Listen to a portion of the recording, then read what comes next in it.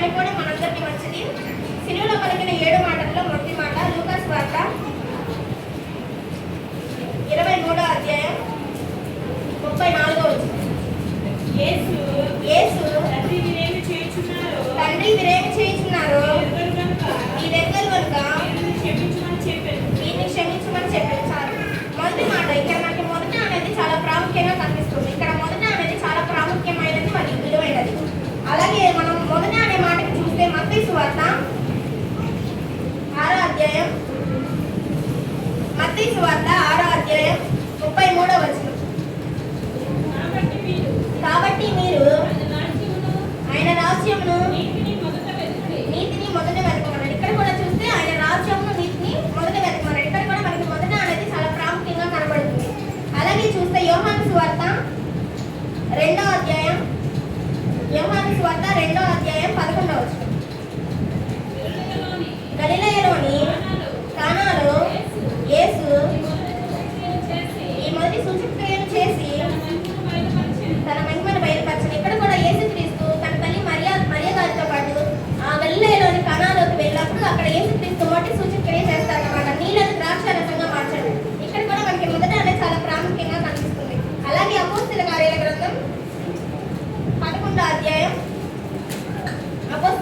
గ్రంథం 11వ అధ్యాయం 26వ వచనం. వారు కలిసి ఆ సంవత్సరం సంఘంతో కూడి బహుజనములకు మొట్టమొదట ఇక్కడ కూడా అంత్యోక్య శిష్యులు మొదటిగా క్రైస్తవులు అనబడ్డారు అన్నమాట. ఇక్కడ కూడా మనకి మొదట అనేది ప్రాముఖ్యంగా కనబడుతుంది. అలాగే ప్రకటన గ్రంథం 22వ అధ్యాయం 13వ వచనం. నేనే అల్ఫయు ఒమేగయు మొదటివాడను కడపటివాడను ఆదియు అంతమై. ఇక్కడ కూడా యేసుక్రీస్తు మొదటివాడు, కడపటివాడు, ఆదియు అంతము, అల్ఫయు ఒమేగయు అన్నాడు. ఇక్కడ కూడా మనకి మొదట అనేది చాలా ప్రాముఖ్యంగా కనబడుతుంది. కాబట్టి సిలువలో పలికిన 7 మాటలు మనకి మొదటి మాట అనేది చాలా విలువైనది అన్నమాట. ఈ మొదటి మాటలో లూకా సువార్త 23వ అధ్యాయం 22వ వచనంలో పిలాతు ముమ్మారు యేసుక్రీస్తులో నాకు ఏ దోషము కనబడలేదని చెప్తాడు. అలాగే 23వ వచనంలో చూస్తే అందరూ ఒకటే ఏకపట్టై పెద్ద కేకలు వేసి యేసుక్రీస్తును సిలువ వేయమని చెప్తారు. కాబట్టి యేసుక్రీస్తును అక్కడ సిలువ వేస్తారు అన్నమాట. ఆయనతో పాటు అలాగే 33వ వచనంలో చూస్తే ఆయనతో పాటు 2 దొంగలు అంటే 2 నేరస్తులు ఎడమ వైపున ఒకరిని కుడి వైపున ఒకరిని ఆయనతో పాటు సిలువ వేస్తారు అన్నమాట. ఆయన మొట్టమొదటి సిలువలో పలికిన మాట తండ్రి మీరేమి చేస్తున్నారో మీరెరుగరు కనుక వీరిని క్షమించు. అంటే మొదటిగా యేసుక్రీస్తు సిలువలో పలికే మాట ఏంటంటే క్షమించుట. మన దేవుడు క్షమించే దేవుడు. ఎంతటి ఘోర పాపులైనా క్షమించి నీతిమంతులుగా మార్చే దేవుడు అనమాట. ఆయన తిట్టిన వారిని, కొట్టిన వారిని, హేళన చేసిన వారిని, ఉమ్మివేసిన వారిని, అలాగే ఆయన చూసి నవ్విన వారిని, అలా ఆయన అవసరం చీట్లు వేసిన వీళ్ళందరినీ కూడా యేసుక్రీస్తు క్షమించాడు. ఆయన క్షమించే దేవుడు. అలాగే మనం చూస్తే ఆయన మనసు చాలా గొప్పదనమాట. పేతురు రాసిన మొదటి పత్రిక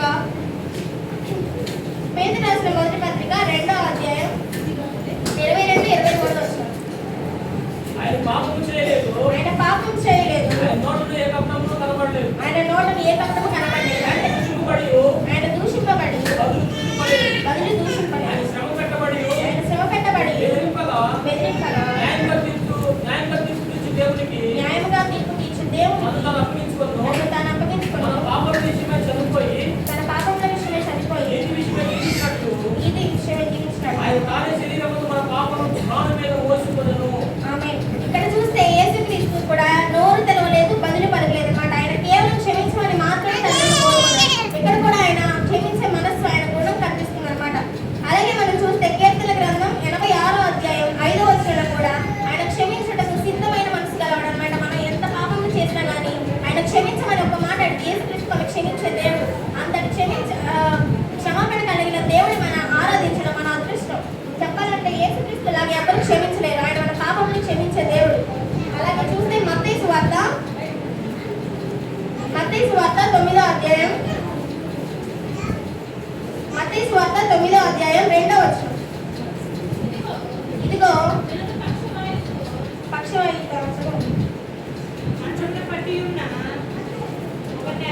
తీసుకుని వచ్చి యేసు వారి విశ్వాసము చూసి ధైర్యంగా ఉండు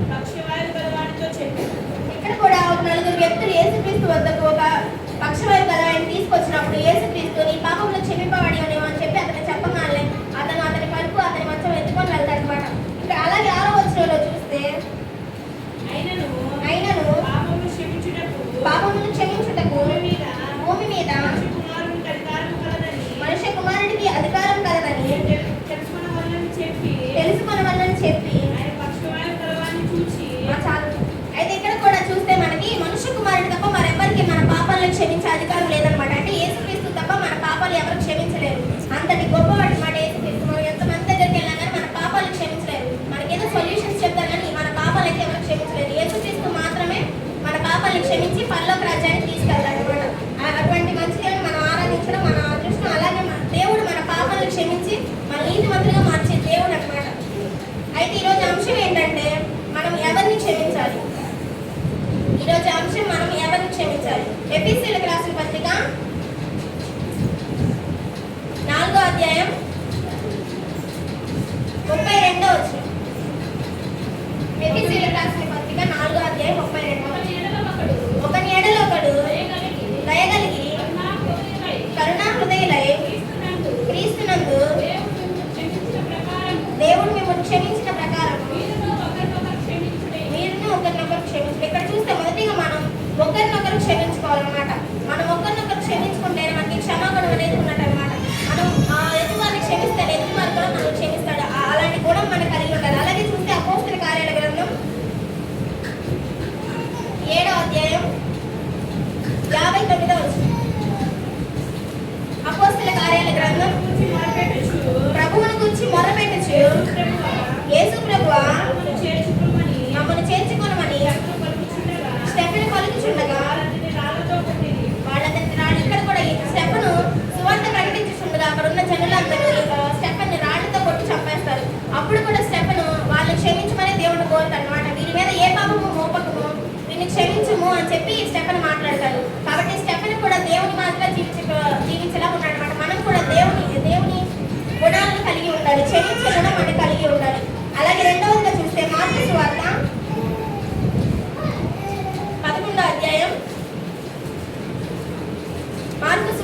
11వ అధ్యాయం 25వ వచనం. మీకు ఒకరి మీద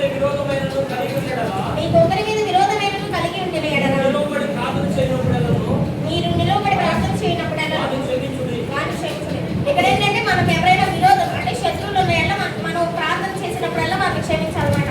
మనం ఎప్పుడైతే ప్రార్థన చేస్తామో మన శత్రువులు మన విరోధులు అంటే నచ్చిన వారు మనకి నచ్చిన వారు ఉంటారు కదా, వాళ్ళని మనం ప్రార్థన చేసినప్పుడల్లా క్షమించాలన్నమాట. వాళ్ళని క్షమిస్తే యేసుక్రీస్తు కూడా మనల్ని క్షమిస్తాడు.